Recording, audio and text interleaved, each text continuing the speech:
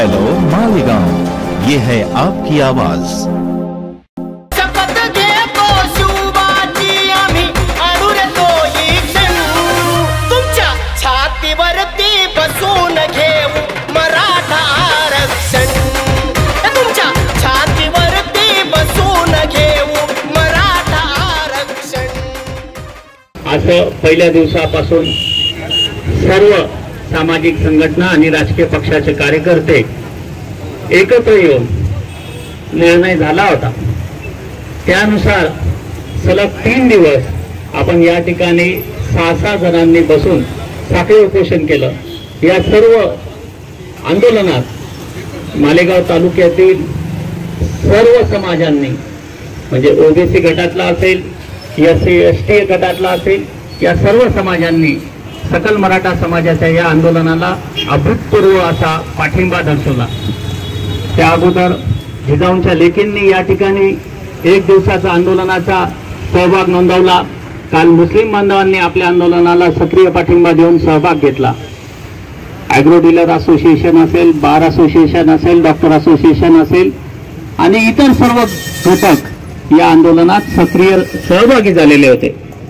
त्याचबरोबर काल मनोज जरांगे पाटील साहेब यांची आणि सरकारची जी काही चर्चा झाली, त्या चर्चेनंतर मनोज जरांगे पाटील साहेबांनी आपला आमरण उपोषण स्थगित करून सरकारला 2 महिन्याचा वेळ दिलेला आहे। या सर्व कालावधीत मनोज जरांगे पाटील साहेबांच्या आंदोलनाला आपण जो काही सक्रिय पाठिंबा दिला आणि आपल्या या आंदोलनाला ज्यांनी ज्यांनी सहकार्य केलं, अशा सर्वांचं ऋणनिर्देश व्यक्त करणं आणि आंदोलनाची पुढील भूमिका, समाजाचा जो काही संदेश आहे तो जनतेपर्यंत पोहोचवण्यासाठी आज या ठिकाणी आपण पत्रकार परिषद आणि ज्यांनी ज्यांनी आपल्याला सहकार्य केलं त्यांच्या सर्वांचे आभार व्यक्त करण्यासाठी आपण या ठिकाणी आज एकत्र आलेलो आहोत। मालेगाव शहरातलं या अभूतपूर्व असं आंदोलन ग्रामीण भागात प्रत्येक गावागावांमध्ये साखळी उपोषणं झाली। काल कॅन्डल मार्च झाला, त्याच्या अगोदर सोयगाव गावात एक मोर्चा निघाला, त्याच्या अगोदर टेहरा असेल, दाभाडी असेल, वराणे असेल आणि इतर ठिकाणी पण आंदोलनं झाली। या सर्व आंदोलनांना योग्य प्रकारे प्रसिद्धी देणारे आणि हे आंदोलन करत असताना सहकार्य करणारे असे पत्रकार बांधव असतील, पोलीस प्रशासनाचे अधिकारी आणि कर्मचारी असतील, मालेगाव महानगरपालिका असेल, त्याचबरोबर प्रत्येक ठिकाणची ग्रामपंचायत असेल, अशा सर्वांचं सकल मराठा समाजाच्या वतीने एक आभार व्यक्त करण्यासाठी पण आपण या ठिकाणी त्यांना सर्वांना आमंत्रित केलेलं आहे। तुमच्या छातीवरती बसून घेऊ मराठा आरक्षण। पहिल्यांदा सामाजिक क्षेत्रामध्ये काम करणारा एक कार्यकर्ता काय घडवू शकतो व तो कार्यकर्ता निष्कलंक असेल, राजकारण्यांना व्यवस्थेला मॅनेज होणारा नसेल, तर मॅनेज न होणारा कार्यकर्ता काय घडवू शकतो याचं उदाहरण जर पुढच्या काळामध्ये महाराष्ट्राला द्यायचं असेल तर ते मनोज जरांगे पाटील हा चेहरा आपल्याला आता सांगतायत। मागच्या काळामध्ये क्रांती मोर्चा जेव्हा झाला त्यावेळेला दुर्दैव असं होतं की आपल्याकडे चेहरा नव्हता आणि चेहरा नसल्यामुळे अनेक राजकीय इच्छाशक्ती असलेले लोक की ज्यांना असं वाटत होतं की या गरजवंत मराठ्यांच्या गर्दीत शिरून आम्ही राजकारणात मोठे होऊ शकतो, आम्ही आमदार होऊ शकतो, आम्ही नगरसेवक होऊ शकतो, असे अनेक चेहरे आले आणि अनेक चेहरे निघून गेले आणि हे सगळ्या समाजाने महाराष्ट्रावर बघितलं आणि जेव्हा मनोज जरांगे पाटील सारखा चेहरा उभा राहिला तेव्हा सगळा समाज त्याच्यामुळे ताकदीने समोर आला। एका बाजूला जरांगेंकडे आम्ही सरकारने समिती पाठवायची, एका बाजूला यांच्या बगल बच्चांनी कालच परवाच्या दिवशी या सदावर्ते भामट्याने हायकोर्टामध्ये याचिका दाखल केली आणि मराठा समाजावर कारवाई करावी अशी याचिका या निमित्ताने दाखल झालेली आहे। माझ्या भावांनो, बीडमध्ये 42 मराठा आंदोलकांपैकी 22 आंदोलक हे नॉन मराठा होते, ते मराठा नव्हतेच आणि हे आता पोलीस यंत्रणेत उघड झालेलं आहे।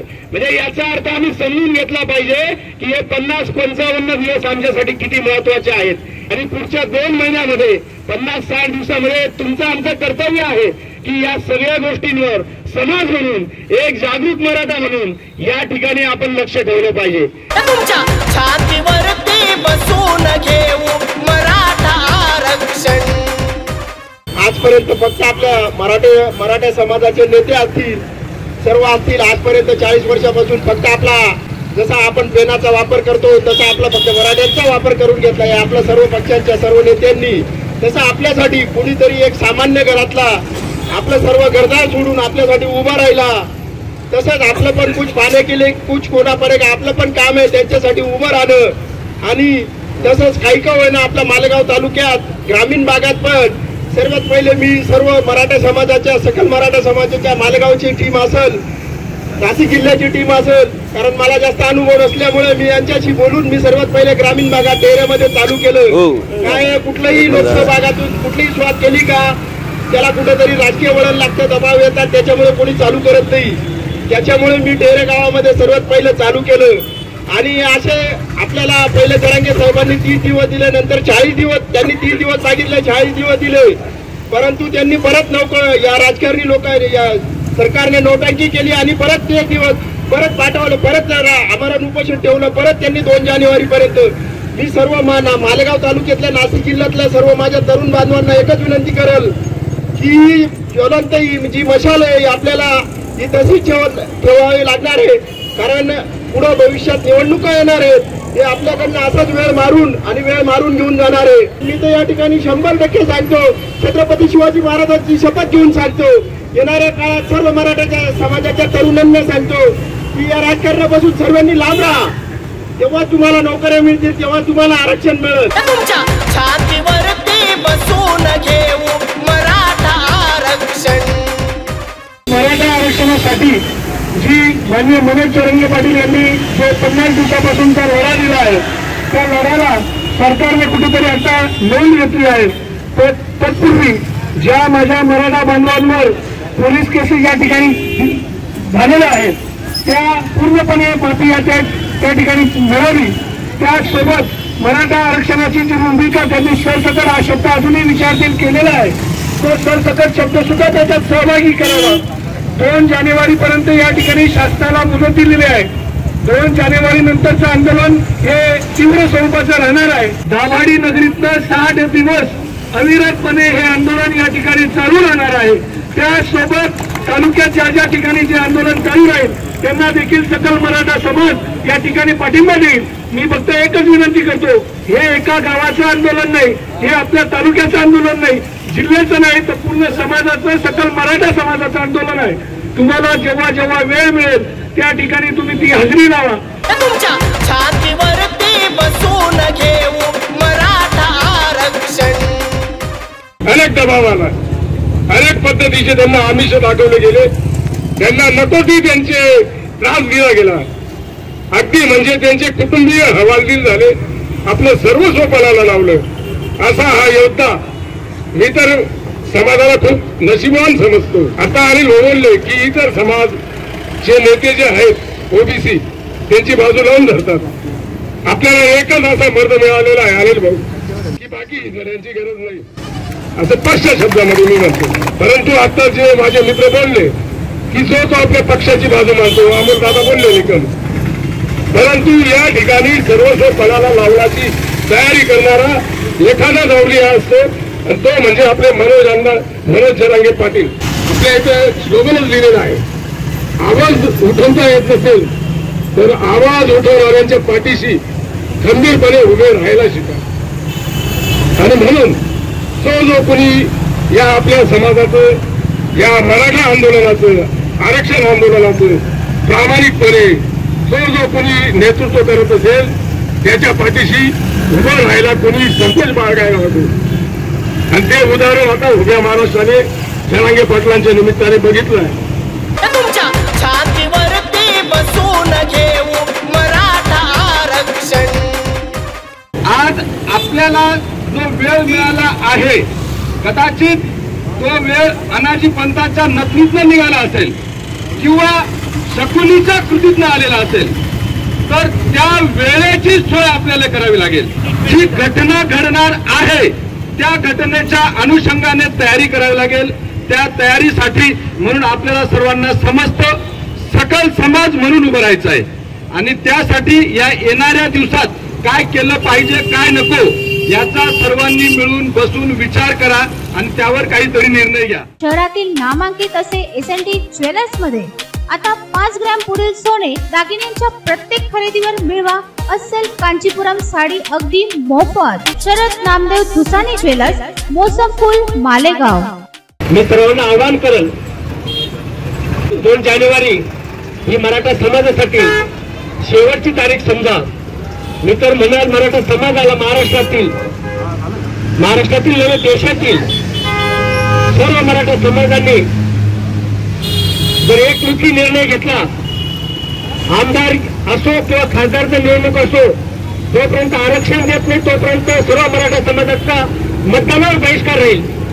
कारण लोकशाही प्रक्रियेत आपण बघत आहोत आता फक्त देशात विधानसभा आणि लोकसभाच अस्तित्वात आहे. जे जे मराठा समाजाचं नेतृत्व करतात, जे स्वतःला ट्रस्टी समजत असतील, मी आमदार आहे, मी मंत्री आहे, मी खासदार आहे, यांना आपण हे एक जर हातभार केलं, मराठा समाजाचा या मतदानावर 2 जानेवारी नाही आरक्षण दिलं, बहिष्कार म्हणजे बहिष्कार. तुमच्या छातीवरती बसून घेऊ मराठा आरक्षण. तर येणाऱ्या निवडणुकीमध्ये संपूर्ण मराठा समाजाने निवडणुकीवर बहिष्कार टाकावा. परंतु मला तर असं वाटतं की संपूर्ण मराठा समाजावर जर आपण बहिष्कार टाकला तर इतर समाजातील उमेदवार निवडून येतील. म्हणून आपण एक निर्णय घ्यायचा आहे की जेवढे आमदार आहेत, खासदार आहेत, मंत्री आहेत, जे मराठा समाजाच्या मतांवर निवडून आले, त्यांनी आजपर्यंत काही मराठा समाजाच्या आरक्षणाबद्दल बोलले नाहीत. म्हणून मी म्हणतो की जसं एक मराठा म्हणजे खास करून जे आपण क्रांतीसूर्य म्हणून ज्यांना उपमा दिली, मनोज जरांगे पाटील यांनी प्रामाणिकपणाच्या जोरावर एवढं मोठं आंदोलन उभं केलं. अशा प्रकारचे प्रामाणिक उमेदवार सकल मराठा समाज प्रत्येक मतदारसंघातील आणि ह्या जुन्या सर्व उमेदवारांना घरी पाठवल्याशिवाय राहणार नाही, असं मी सकल मराठा समाजाला आवाहन करतो आणि थांबतो. जय हिंद, जय महाराष्ट्र. माझी सर्व समाज बांधवांना परत एकदा नम्र विनंती आहे, कुठेही आपल्यात मतभेद ठेवू नका. आपण आतापर्यंत नावासाठी मरत आलो म्हणून आपल्यात गटतट निर्माण होत गेले. तरी आज काल जरांगे पाटील साहेबांनी आंदोलनाला जी स्थगिती दिली, त्यांचा जो आदेश राहील तो आमच्यासाठी अंतिम राहील. सकल मराठा समाज मालेगावतर्फे मागील 4 दिवसापासून मराठा समाज योद्धा मनोज जरांगे पाटील साहेब यांच्या समर्थनार्थ जे साखळी उपोषण सुरू होतं ते आज मनोज जरांगे पाटील यांनी काल साखळी त्यांचं आमरण उपोषण स्थगित केल्यामुळे पुढील आदेश येईपर्यंत व मनोज जरांगे पाटील साहेब पुढील भूमिका स्पष्ट करतोपर्यंत आम्ही मालेगाव शहरातून सकल मराठा समाजातर्फे सुरू असलेलं साखळी उपोषण स्थगित करत आहोत. शपथ घेतो शिवबाची आम्ही आणून तो ही क्षण. तुमच्या छातीवरती बसून घेऊ मराठा आरक्षण. तुमच्या छातीवरती बसून घेऊ मराठा आरक्षण. हेलो मालेगांव, ये है आपकी आवाज.